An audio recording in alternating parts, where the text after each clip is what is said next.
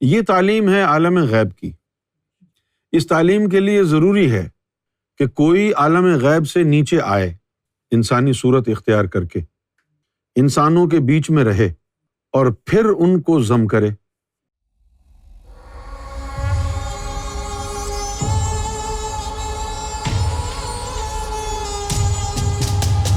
ضم ہونا کیا ہوتا ہے؟ اب جب ہم چائے بناتے ہیں تو پہلے پانی کو ابالتے ہیں، پانی ابلتا ہے، پھر اس میں پتی ڈالتے ہیں، تو پتی ڈالنے کے بعد پھر اس میں چینی ڈالتے ہیں، چینی ڈالنے کے بعد پھر اس میں دودھ ڈال دیتے ہیں، اور پھر جب ابال آتا ہے اب وہ چائے بن جاتی ہے، ایک کمپاؤنڈ چیز بن جاتی ہے۔ پہلے چینی الگ تھی، پتی الگ تھی، پانی الگ تھا، دودھ الگ تھا۔ پتی، پانی، چینی، دودھ، 4 چیزوں کی الگ الگ پہچان تھی۔ اب اس کو کہتے ہیں چائے، اب اس کی ایک پہچان ہو گئی۔ اگر آپ یہ چاہیں کہ اب چائے میں سے دودھ الگ کر دیں تو کر سکتے ہیں آپ، یا چینی کو الگ کر دیں، یا پتی نکال دیں، دوبارہ دودھ بن جائے۔ یہ بلینڈنگ ہے۔ یہ علم جو ہے پہلی دفعہ اس دنیا میں کھولا گیا سرکار گوھر شاہی کی بارگاہ سے۔ اب اس علم کا مقصد کیا ہے؟ اس علم کا براہ راست کوئی مطلب اور مقصد نہیں ہے، تو پھر کیا مقصد ہوا جب مقصد ہی نہیں ہے؟ جن لوگوں کو سرکار گوھر شاہی کی ذات سے محبت ہو گئی، اور ایسی محبت ہو گئی کہ اب ان کا سرکار گوھر شاہی کے بغیر گزارا نہیں، دل و جان سے، تن من دھن سے وہ سرکار گوھر شاہی کو چاہنے لگے، اور سرکار بھی ان پر مہربان ہو گئے، انہیں اپنی محبت، اپنی قربت سے نوازا، اور پھر کہا المعرو من احبہ، کہ جس کو جس سے محبت ہوتی ہے وہ اس کے ساتھ ہوگا۔ تو اب ان لوگوں کو سرکار نے جن کو محبت عطا کی ہے ان کو اپنے عالم میں اپنے ساتھ رکھیں گے۔ اب اپنے عالم میں ساتھ رکھنے کے لیے عالم میں جانا ہوگا تب ساتھ رہیں گے نا، تو پھر اس لیے تاکہ یہ سرکار کے عالم میں جا سکیں، ان کی روح کو سرکار اپنے عکس میں ضم کرتے ہیں، اس وجہ سے کہ وہاں پر انسان نہیں جا سکتا۔ اب انسان نہیں جا سکتا تو پھر جن سے کو محبت دی ہے وہ کیسے جائیں گے؟ اس کا یہ طریقہ ہے کہ بھئی اگر دیکھیے آپ کسی ملک میں اگر چینی بینڈ ہے، دودھ بینڈ ہے، پتی بینڈ ہے، اور آپ چائے کے رسیاں ہیں، تو آپ چینی، پتی اور دودھ کے بجائے چائے بنوا کے لے آئیں، وہ بینڈ نہیں ہے۔ اس عالم میں انسان نہیں جا سکتا نا، لیکن انسان کی روح اگر مکس ہو جائے اور چائے بن جائے، اب وہ انسان نہیں رہا۔ جب وہ انسان نہیں رہا تو پھر اس کی جو ہے اس عکس کی وجہ سے اس کی رسائی سرکار کے عالم تک ہو جائے گی۔ اس کو بلینڈنگ آف سولز کہتے ہیں۔ یہ علم پہلے دنیا میں آیا نہیں، لیکن اس طرح کے آئیڈیاز آئے لوگوں کو، جس طرح منصور حلاج کو یہ گمان ہوا۔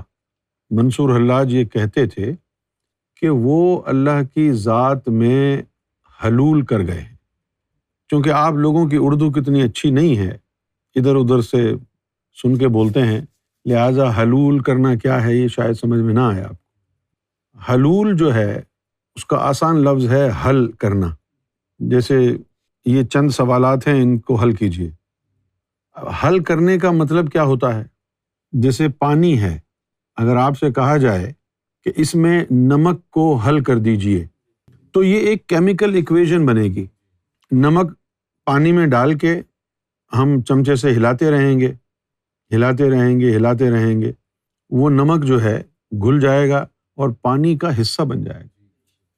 اسی طرح چینی ہے، تو چینی کو جب ہم نے ہلایا تو مکس ہو گئی، تو اب وہ پانی جس میں ہم نے چینی کو مکس کیا ہے اس کو اردو میں کہیں گے چینی اور پانی کا محلول۔ چینی کہاں گئی؟ چینی حلول پذیر ہو گئی پانی میں۔ پانی کون ہے؟ جس میں حل کیا جاتا ہے وہ کہلاتا ہے محلل۔ عمل کیا ہے؟ حل ہونا۔ جس میں حل کیا گیا ہے وہ کیا ہے؟ محلول۔ اسی طریقے سے رب کا عکس آتا ہے، تو رب کے عکس میں آپ کی روح، جس طرح پانی میں نمک اور چینی حل ہو گئے تھے، اسی طرح رب کے عکس میں آپ کی روح حل ہو جاتی۔ حل ہونے کے بعد جو اب سامنے آتا ہے نقشہ، وہ نہ رب ہے نہ بندہ ہے۔ اچھا، اب ایسا بندہ جو ضم ہو گیا ہو، اس کی ہر چیز بدل جاتی ہے۔ اب اس کی سوچ بندے جیسی نہیں رہتی، لیکن اس کو حکم ہوتا ہے کہ بندے کی طرح رہو، تو وہ اپنی پوری کوشش کرتا ہے بندہ بننے کی، پوری کوشش کرتا ہے۔ اس کو کہا جاتا ہے صبر کر کے دکھاؤ جیسے بندے کرتے ہیں۔ اب وہ چینج ہو گیا نا، اب جب وہ چینج ہو گیا تو اب وہ جب صبر کرے گا تو وہ انسانوں کی طرح صبر نہیں کر پائے گا، کیونکہ صبر کا خزانہ ہے اس کے پاس۔ وہ اتنا صبر کرے گا کہ پھر لوگ پریشان ہو جائیں گے۔ اس کو کہا جائے معاف کر دو، وہ ایسے معاف کر دے گا کہ لوگ پھر پریشان ہو جائیں گے کہ دال میں کالا ہے، ایسے کون معاف کرتا ہے؟ تو پھر اس کے بعد نہ اس بندے کو کچھ سمجھ میں آتا ہے کہ یار میں کیا کروں، اس کی فیلنگز بھی چینج ہوتی ہیں، وہ بندہ اپنے آپ کو بندہ سمجھتا ہی نہیں ہے۔ پھر حقیقی موت تو یہی ہے، جسم کا مر جانا کوئی موت تھوڑی ہے۔ حقیقی موت تو یہ ہے کہ انسان کی روح ہی ختم ہو جائے۔ اسی لیے کسی نے یہ کہا تھا، موت کیا مارے گی مجھ کو، موت کیوں کر موت ہو، ایک ادائے دل براں ہے جان سے جانے کا نام۔ ایک دفعہ مر گئے، بار بار مر جانا کیا؟ اس کے احساسات محسوسات وہ بندوں کی طرح رہتے ہی نہیں۔ وہ لوگوں سے پوچھتا ہے، اچھا یار ایسا ہو جائے تو پھر کیا کرنا چاہیے، ویسا ہو جائے تو کیا کرنا چاہیے؟ تو پھر لوگ اپنے اپنے مشورے دیں گے کہ بھئی ایسا کرو ویسا کرو۔ وہ سارے لوگوں کی بات سن کے کہتا نہیں، یہ تو سب غلط ہے، میں ایسا کیسے کر سکتا ہوں، میں ایسا نہیں کر سکتا۔ لیکن اگر وہ لوگوں کی بات مان لے اور کرے تو پھر لوگوں کو ثبوت مل جائے کہ یہ واقعی ابھی بھی بندہ ہے، لیکن وہ اس سے ہوتا نہیں ہے، کیونکہ اندر جو چیز ہے وہ تو رہی نہیں۔ بھئی اگر آپ نمک بیچتے ہیں، نمک کی دکان ہے، اور کوئی نمک خریدنے کے لیے آئے اور آپ اس کو کہیں کہ یہ لو بھائی یہ ہے نمک لے جاؤ، وہ بندہ کہے گا یہ تو پانی ہے، اور آپ کہیں کہ نہیں یار اس پانی میں نے نمک ملا دیا ہے، تو کہتے جی میرے لیے تو بیکار ہے، ابھی مجھے تو نمک چاہیے، باوجود اس کے کہ اس میں نمک کی تاثیر ابھی بھی ہوگی، کوئی تسلیم نہیں کرے گا اس کو نمک۔ اسی طرح جب کوئی بندہ ضم ہو جاتا ہے تو اس کا اٹھنا بیٹھنا انسانوں کی طرح ہی ہوتا ہے، لیکن اس کا کردار انسانوں کی طرح نہیں ہوتا۔ جس طرح اگر اس میں پانی مکس ہے تو یہ دکھے گا پانی، ٹیسٹ کرو گے تو نمک آئے گا، دکھے گا پانی، چکھو گے تو نمک۔ اسی طرح وہ ضم والا ہے، اٹھنا بیٹھنا چلنا پھرنا سونا یہ سب انسانوں جیسا ہوگا، لیکن کردار رب کا ہوگا۔ جو لوگ ہوں گے اس کو اٹھتا بیٹھتا دیکھ کے کہیں گے یہ انسان ہے ہماری طرح، لیکن جو مردم شناس ہوں گے، جو روحانیت کو سمجھنے والے ہوں گے، وہ اس کے کردار کو دیکھ کے پریشان ہوں گے، یہ کردار کیسے، کیا یہ نقل کر رہا ہے؟ نقل 20 سال تک تو نہیں ہوتی، نقل تو 20 دن تک ہوتی ہے۔ تو یہ ایک عجیب و غریب انسانی عقل سے ماورا ایک روحانی یہ ترکیب ہے، اور یہ بس آگے کی چیز ہے، فنا فی الشیخ وغیرہ سے آگے کی چیز ہے۔ اس میں یہ ہوتا ہے کہ بندے کی جو روح ہے نا وہ تو رہی نہیں۔ فرض کیا کہ آپ کی روح ایک نمک ہے، وہ سرکار کے پانی کا گلاس آ گیا، نمک اس میں مکس ہو گیا، اب وہ پانی ہے، ہاں یوں کہہ دیں نمک والا پانی۔ اسی طرح اس کو بھی کہہ دیں گے گوہر والا بندہ، بندہ تو ہے لیکن گوہر والا بندہ۔ یہ تعلیم ہے عالم غیب کی۔ اس تعلیم کے لیے ضروری ہے کہ کوئی عالم غیب سے نیچے آئے، انسانی صورت اختیار کر کے انسانوں کے بیچ میں رہے اور پھر ان کو ضم کرے۔ عالم غیب میں بیٹھ کر کسی انسان کو ضم نہیں کر سکتے، اس کے لیے نیچے آنا ضروری ہے۔ اور یہی بات حضرت عیسیٰ علیہ الصلوۃ والسلام نے فرمائی تھی، جب عیسیٰ علیہ السلام نے کہا I go and prepare a place for you, جب عیسیٰ علیہ السلام نے کہا کہ I will take you to a place which no eyes have ever dreamt of, no hearts ever conceived of, no ears have ever heard of. He wasn't talking about paradise. کیونکہ paradise تو دیکھ چکے تھے لوگ، موسیٰ علیہ السلام، ابراہیم علیہ السلام، نوح علیہ السلام، آدم علیہ السلام کے ماننے والے دیکھ چکے تھے نا. تو پھر عیسیٰ علیہ السلام کون سی پلیس کی بات کر رہے ہیں؟ ان کا اپنا کوئی جاگیر ہے، اپنا کوئی جہان ہے کہ جہاں پر وہ اپنے خاص لوگوں کو لے کے جانے کا وعدہ کر رہے ہیں. اور پھر یہ بھی کہہ رہے ہیں کہ I go and prepare a place for you. تو جنت تو آلریڈی پریپیئرڈ ہے، اس کے بارے میں تو نہیں کہہ سکتے کہ I am going to prepare. کون سا انہوں نے وہاں مکان بنوانے. تو اس مقصد کے لیے جب سیکنڈ کمنگ آف جیزس ہے، second coming of Jesus is meant to give people this extraordinary, extra celestial life. اس کے لیے عیسیٰ علیہ الصلوۃ والسلام کو زمین پہ آنا پڑا. اس لیے کوئی باپ نہیں ہے. اللہ تعالیٰ نے قرآن شریف میں کہا کہ بھئی ہم نے کہا کن، اور بیوی مریم جو ہے حاملہ ہو. یہ ضم کی تعلیم ہے. اس طرح کا مغالطہ ہوا تھا منصور حلاج کو، لیکن وہ بات ایسی تھی نہیں، کیونکہ ابتدا میں انہوں نے یہ کہا میری روح اللہ کی ذات میں حلول کر گئی، انا الحق انا الحق. لیکن جنید بغدادی نے جب ان کے خلاف فتویٰ دیا اور کہا کہ اس کو پتھر مار مار کے ہلاک کر دو، تو پھر وہ کہنے لگے کہ مجھے کیوں مار رہے ہو، میں نے تھوڑی کہا تھا. اچھا، ایک تو ہمارے پاس مثال ملتی ہے ان کی منصور حلاج کی، اور دوسری ہمارے پاس مثال ہے بابا بلے شاہ کی. بابا بلے شاہ کو اللہ تعالیٰ کی طرف سے ایک خاص عنایت تھی، اور وہ خاص عنایت یہ تھی، اچھا اس میں بھی مرشد کا عمل دخل ہے، کیونکہ مرشد کے ساتھ ان کا جو تعلق تھا وہ بڑا گہرا تھا، مرشد سے بڑا عشق تھا. انہوں نے ایک جگہ یہ فرمایا بھی، بلا شو اساں تھی وکھ نہیں پر ویکھن علی اکھ نہیں. شو کہتے ہیں بادشاہ کو، یعنی مرشد کو. تو انہوں نے کہا کہ اے بلے شاہ، مرشد ہم سے جدا نہیں ہے، لیکن دیکھنے والی آنکھ نہیں ہے جو دیکھ سکے ہمارے ملاپ کو. اچھا، یہی عالم جو تھا وہ شمس تبریز اور مولانا رومی کا تھا. مرشد کے ساتھ جو تعلق بڑا گہرا تھا. مولانا روم جو تھے، اتنا گہرا تعلق تھا، آپ اندازہ لگائیں. مولانا روم کا اور ان کے مرشد کا گہرا تعلق اتنا تھا کہ مولانا روم جو ہے درس دیا کرتے تھے لوگوں کو. تو ایک دفعہ کیا ہوا، علاقے کی ایک پروسٹیٹیوٹ وہ مولانا روم کے بارے میں بہت سن چکی تھی، اور سن کے اس کے دل میں اشتیاق پیدا ہوا کہ مولانا روم کو جا کے دیکھوں ان کی تعلیم کیا ہے. تو اس نے کیا کیا، مردوں جیسے کپڑے پہن لیے اور مردوں کا بھیس بھر کے، اور وہ آ گئی مولانا روم کی مجلس میں. اچھا، کچھ لوگ جو پھیرا لگاتے تھے اس کے پاس، انہوں نے پہچان لیا اور وہ کھڑے ہو گئے اور اس کو ہاتھ پکڑ کے باہر نکال کے لے گئے اور اس کو جو ہے مارنے لگے کہ تو یہاں لوگوں کا ایمان برباد کرنے کے لیے آئی ہے. اس نے کہا جی میں کسی کا ایمان برباد کرنے کے لیے نہیں آئی. جس طرح تم یہاں سننے کے لیے آئے ہو، میرے دل میں بھی شوق پیدا ہوا کہ میں بھی آ کے سنوں، لیکن کوئی ماننے کو تیار نہیں. تو ایک بزرگ آ گئے بیچ میں اور کہا کہ اس عورت کے اوپر کوئی ہاتھ نہیں اٹھائے گا. لوگ اس بزرگ کے بھی خلاف ہو گئے اور لوگوں نے اس بزرگ کے اوپر بھی جو ہے پتھر وتھر مارنا شروع کر دی. خیر، وہ بزرگ جو تھے وہ اس طوائفوں کو بچا کر لے گئے. پھر یہ لوگ جو تھے واپس مجلس میں آ کے بیٹھنے لگے مولانا روم کی. تو مولانا روم کھڑے ہو گئے اور مولانا روم نے کہا کہ وہ جو بزرگ تھے تم ان کو پہچانتے ہو، وہ کون تھے؟ لیکن نہیں، ایسے ہی کوئی بوڑھا تھا.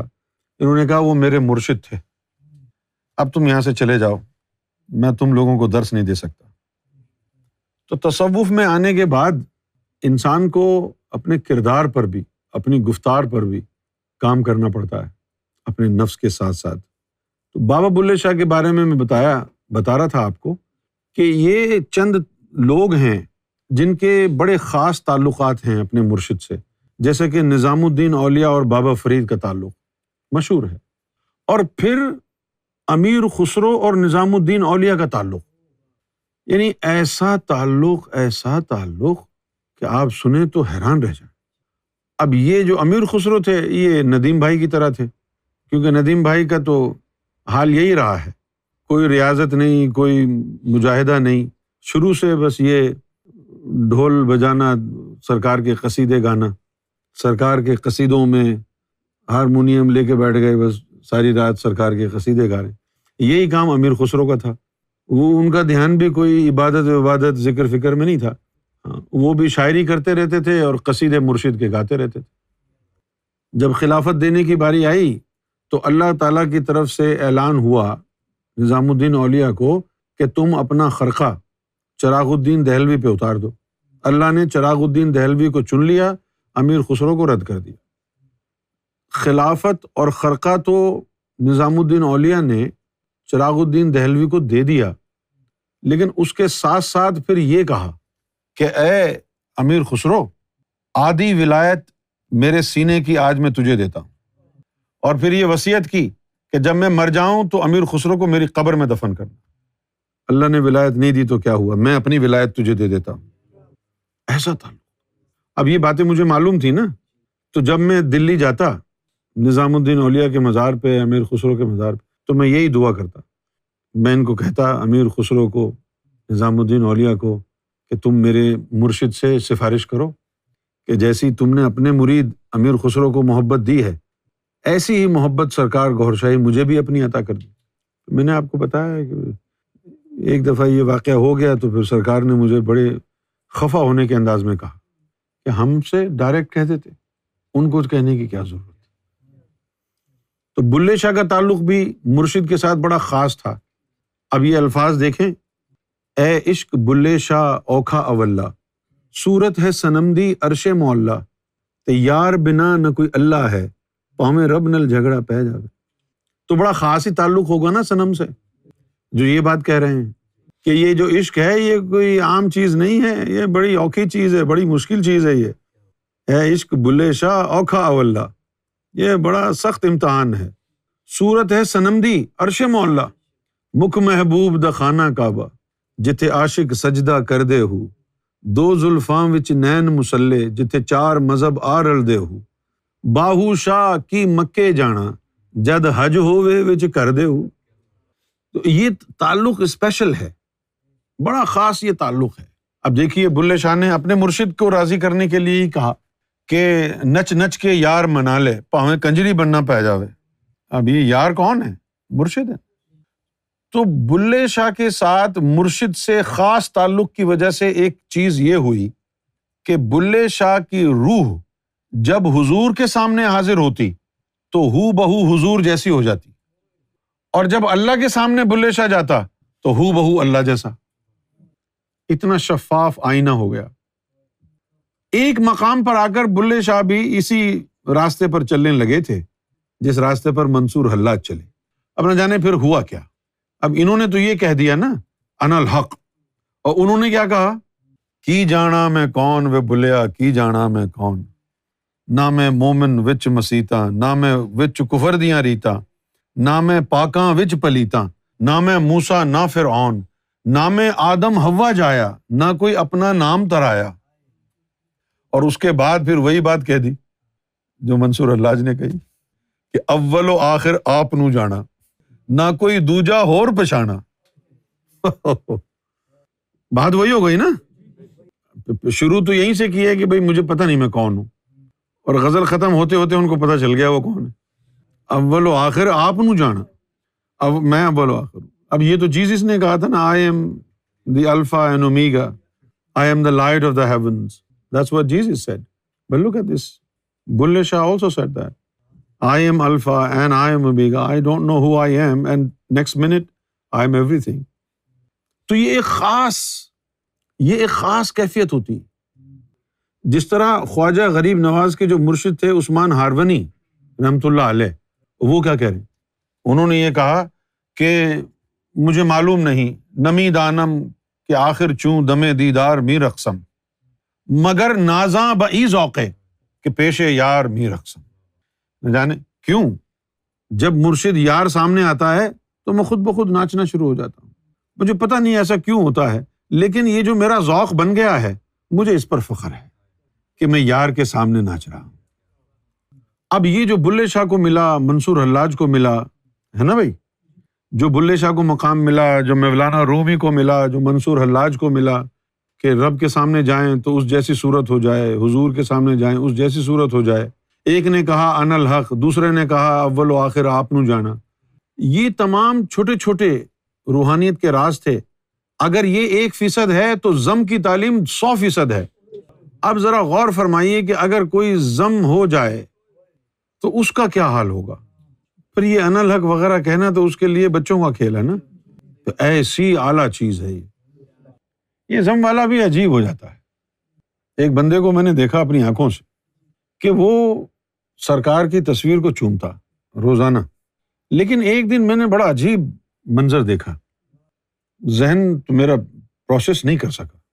کیا دیکھا کہ وہی بندہ جو سرکار کی تصویر کو روز چومتا ہے، ایک دن میں نے دیکھا کہ اس کی تصویر لگی ہوئی ہے اور وہ ہاتھ جوڑ کے کھڑا ہے۔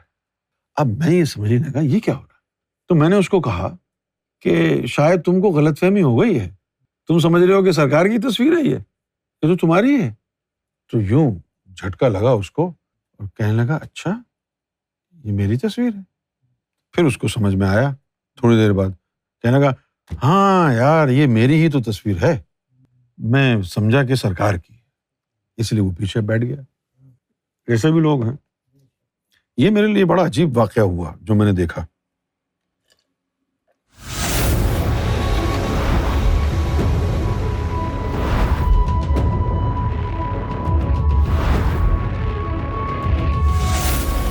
Amra TV, the place to connect with God.